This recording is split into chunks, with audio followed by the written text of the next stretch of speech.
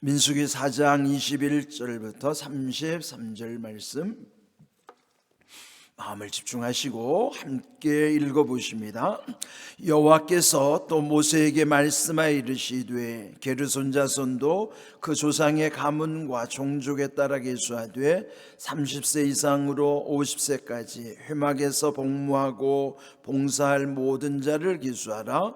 게르손 종족의 할 일과 맬 것은 이러하니 곧 그들이 성막의 휘장들과 회막과 그 덮개와 그 위에 해달의 가죽 덮개와 회막 휘장문을 매며 뜰의 휘장과 성막과 제단 사방에 있는 뜰의 휘장문과 그 줄들과 그것에 사용하는 모든 기구를 매며 이 모든 것을 이렇게 맡아 처리할 것이라. 게르손 자손은 그들의 모든 일 곧 맬 것과 처리할 것을 아론과 그의 아들들의 명령대로 할 것이니 너희는 그들이 맬 짐을 그들에게 맡길 것이니라. 게르손 자손의 종족들이 회막에서 할 일은 이러하며 그들의 직무는 제사장 아론의 아들 이다말이 감독할지니라. 너는 무라리 자손도 그 조상의 가문과 종족에 따라 계수하되 30세부터 50세까지 회막에서 복무하고 봉사할 모든 자를 계수하라. 그들이 직무를 따라 회막에서 할 모든 일 곧 그 맬 것은 이러하니 곧 장막의 널판들과 그 따띠들과 그 기둥들과 그 받침들과 뜰둘레의 기둥들과 그 받침들과 그 말뚝들과 그 줄들과 그 모든 기구들과 그것에 쓰는 모든 것이라. 너희는 그들이 맡아 맬 모든 기구의 품목을 지정하라. 이는 제사장 아론의 아들 이다말의 수하에 있을 무라리 자손의 종족들이 그 모든 직무대로 회막에서 행할 일이니라. 아멘. 이 민수기 4장에서는 특별히 레위 자손, 그러니까 레위의 세 아들들이 있었죠. 그 레위의 3형제. 원래 서열대로 하자면 게르손인 무라리, 또 둘째가 고핫, 셋째 무라리, 이런 순서인데 여기 4장의 그 직무를 분담하는 데 있어서는 둘째 아들 고핫의 자손들이 맡을 일을 먼저 언급하고 있어요. 어제 읽은 20절까지 말씀이 고핫 자손들이 감당해야 될 그 직무에 관해서.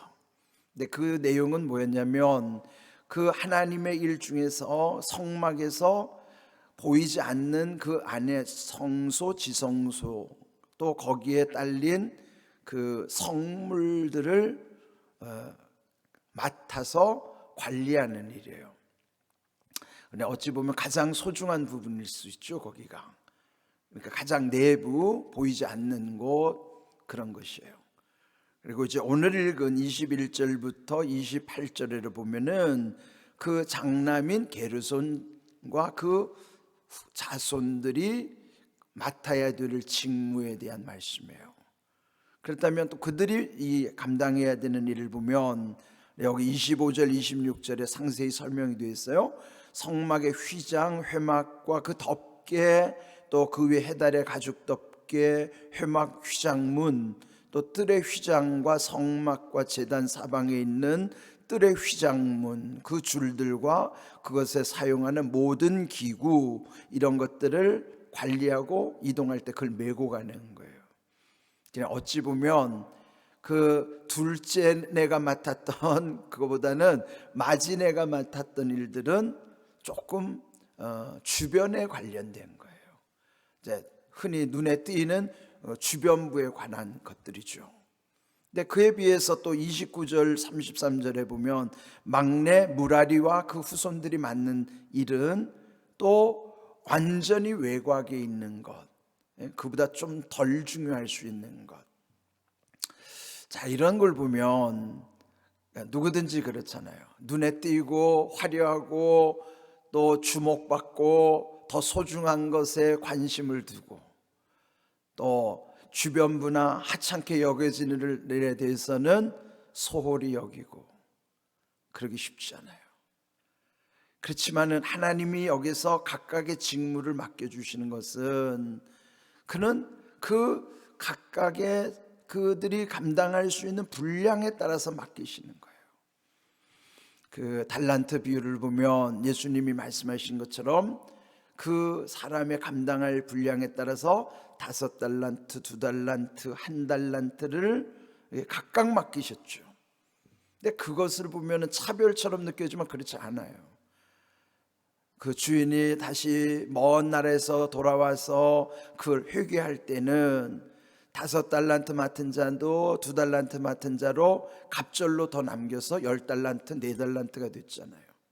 그런데 1달란트 맡은 종은 그냥 땅에다 묻어뒀다가 그대로 갖고 온 거예요. 그때 이 주인이 보인 반응은 5달란트, 2달란트를 맡긴 자들에게는 작은 일에 충성하였으니 큰 것을 맡기로다. 그러면서 착하고 충성된 종들아, 이렇게 칙하는 것이죠. 1달란트 맡은 자에게는 화를 진노하시는 거예요. 악하고 게으른 종아, 그러면서 너는 슬피 울며 이를 갈미 쓰리라. 그런데 그때 거기 보시면은 5달란트, 2달란트라는 것은요, 그 결과에 대해서는 똑같은 칭찬과 똑같은 상급이 있었어요. 그러니까 이 하나님이 맡겨주시는 것에 대해서 누구는 뭐 많이 맡기고 덜 맡기고 이게 중요한 게 아니라 그것을 어떻게 감당한 다음에 하나님이 우리를 칭찬해 주시는 것이에요. 이것이 오늘 우리 교회에서도 마찬가지입니다. 여러분이 볼 때는 담임 목사가 제일 빛나는 위치에 있는 것 같고, 뭐 믿지 않는 사람들은요, 목사가 뭐 다 자기 건 줄 알아요. 예? 세상 사람들은 공항교회 하면은 공항교회 담임 목사가 이거 다 자기 건 줄 안다고요. 그리고 뭐 뭐든지 다 담임 목사가 하는 것 같잖아요. 그래서 여러분도 만일 그렇게 생각하실지도 몰라요. 아마 담임 목사가 하나님 앞에서 상급이 제일 클 거야. 그 오해입니다.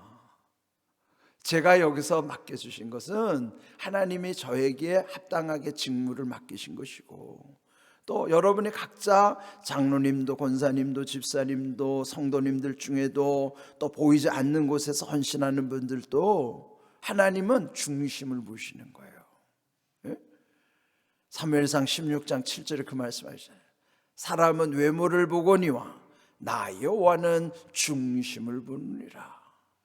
그래, 우리는요, 외모 보이는 것에 관심 갖기 쉽지만은 하나님 보이지 않는 우리의 마음 중심을 보고 계시고 판단하시고 심판하시는 거예요. 그러니까요, 제가 여기서 일을 하는 것과 보이지 않는 곳에서 아무것도 아닌 것처럼 일을 하는 것이나 그 중심에 합당하면 하나님은 똑같이 보시는 거예요. 저를 더 귀하게 보시지 않아요. 하나님은 중심을 보시는 거예요. 그래서 우리는 모두가 무슨 일을 하든지 중심 보시는 하나님 앞에서 불평할 것도 없고 원망할 것도 없어요. 그저 묵묵히 하나님께 영광 돌리는 일에 최선을 다하는 것이 그 우리 삶의 보람이고요. 그러면 모두가 하나님께로부터 착하고 충성된 종이라 칭함을 받게 되는 줄로 믿습니다. 예? 이렇게 목사님들끼리 대화하다 보면 어떤 분들이 그래요. 어떤 선교사님이 유튜브에서 자기 현장에서 수고할 때마다 눈물을 흘릴 때가 많다. 너무 힘들어서. 근데 그때 제가 감동받은 거예요. 그 선교사님 말씀이, 내가 이렇게 힘들지만 잠시 후에 천국 가면 주님이 내 어깨를 더덕거리면서 착하고 충성된 종아, 이 한마디 말씀만 하면은 자기는 가장 행복할 것 같다는 거예요. 정말 그렇습니다. 네? 주님이 우리를 마지막 때 착하고 충성된 종아, 그 한마디만 해주시면 그게 최고의 찬사고 복이에요. 그런데 반대로 악하고 게으른 종이라고 책망하신다면 그 우리 인생 헛살은 거예요. 그래서 여러분, 남들을 너무 빛나는 것에 시기 질투할 것도 없고, 누가 더 가지고 덜 가졌다고 그것 가지고 원망할 것도 없어요. 왜요? 조금 있으면 다 우리 인생 끝납니다. 중요한 거는 하나님 아버지 앞에서 주님이 나를 어떻게 일컬어 주시느냐가 중요한 거예요. 그런데 늘 중심을 보신 하나님 앞에 우리가 늘 진실해야 돼요.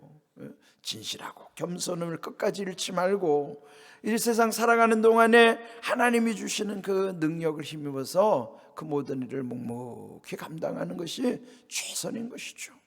네, 오늘 이 말씀 읽다 보면 여기 특별히 레위 지파는요, 사실 그 야곱의 12아들 중에서 이 레위는요 아주 혈기가 있고, 또 레위 지파 그 후손들은 아주 전쟁에 능한 이 호전적 기질을 타고났어요. 그들이 그 시내산 밑에서 백성들이 송아지를 만들어 놓고 그 우상 숭배할 때 모세가 산 아래서 내려오고 아주 경악을 했죠. 그리고 책망할 때 그 의로움 가운데 진멸하는 데 참여했던 지파들이 레위 지파예요. 칼을 들고 다 그 우상 숭배 앞장섰던 사람들을 다 참해버리는 거예요. 그건 뭐예요? 정의감도 있지만 아주 기질이 대단한 거예요.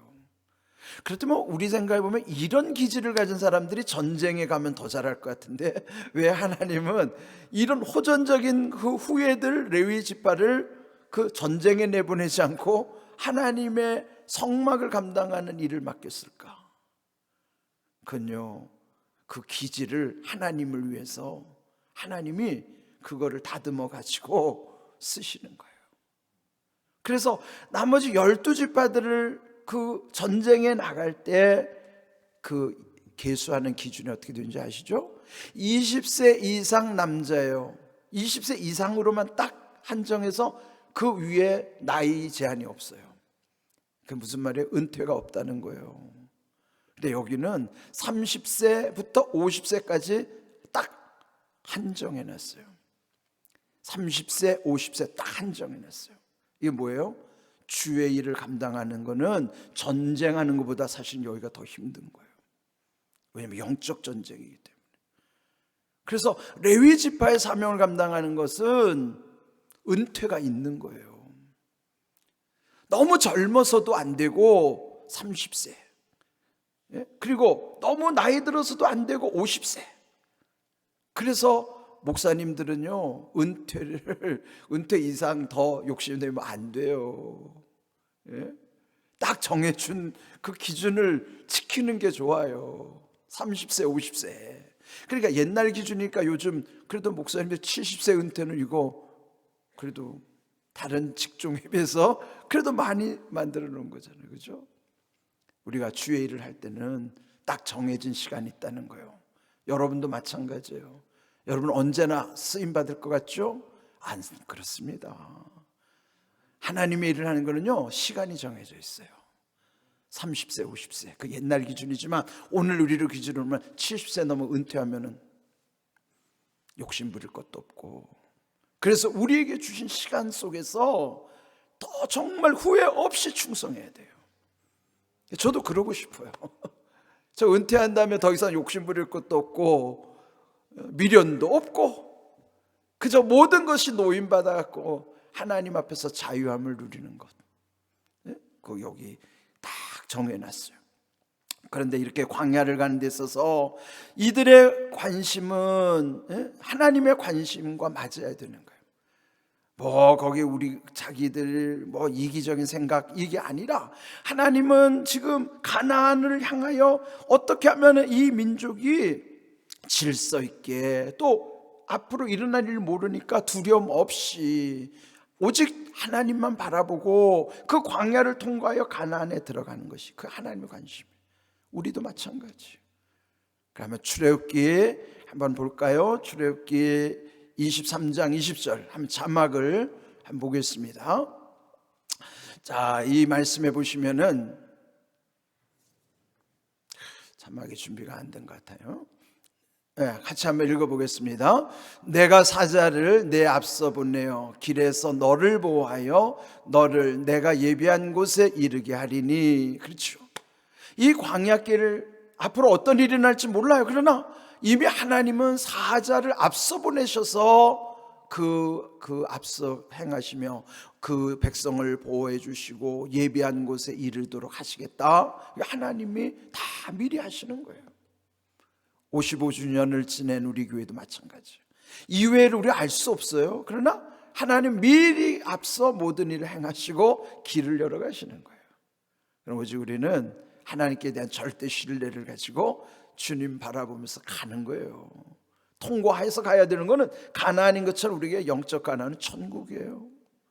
그런 소망 가운데서 여러분의 강야 인생 가운데 공항교회를 세워주신 것을 감사하면서 우리 이 시대에 우리에게 주신 이 기회를 놓치지 말고 우리가 열심히 최선을 다하고 충성하여 하나님 앞에서 착하고 충성된 종이라 일컬받는 우리 모두가 될 수 있기를 주님의 이름으로 축복합니다. 아멘.